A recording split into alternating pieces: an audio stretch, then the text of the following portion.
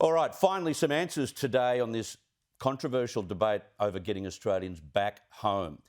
Now, Labor has been bashing up the federal government over an alleged inability to have Aussies return from abroad. And there are some genuine cases where remote expats just can't get home without spilling an absolute fortune. But if you go back to 6 months into this pandemic, after the original rush of travellers returning, the figure calculated by DFAT and generally agreed with was that 35,000 Australians were still stuck. We had to get 35,000 back for Christmas, which didn't happen.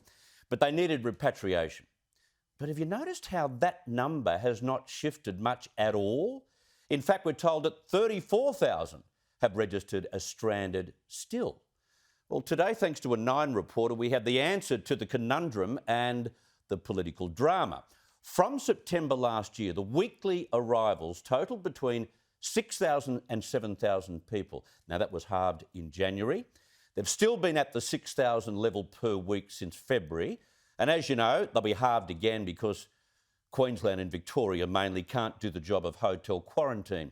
So a rough and conservative calculation would find that we've had 6,000 per week returning for 9 months. That's 216,000 Australians theoretically. They're not all Australians. But we still have 34,000 stranded.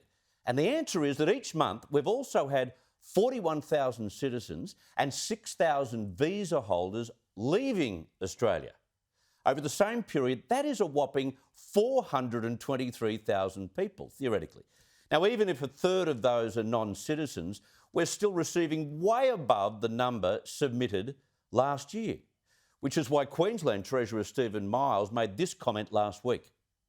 It turns out the only thing that's required to get a permit from the federal government to leave the country is proof that you have a meeting in another country. So let's not cop what we keep hearing from the likes of Christina Keneally and Anthony Albanese about those unfortunate 40,000 Aussies still stranded. The list grows because either newly departed visa holders or citizens want to come home, or other expats wind up their work contracts, put themselves on the list, and they need a flight as well.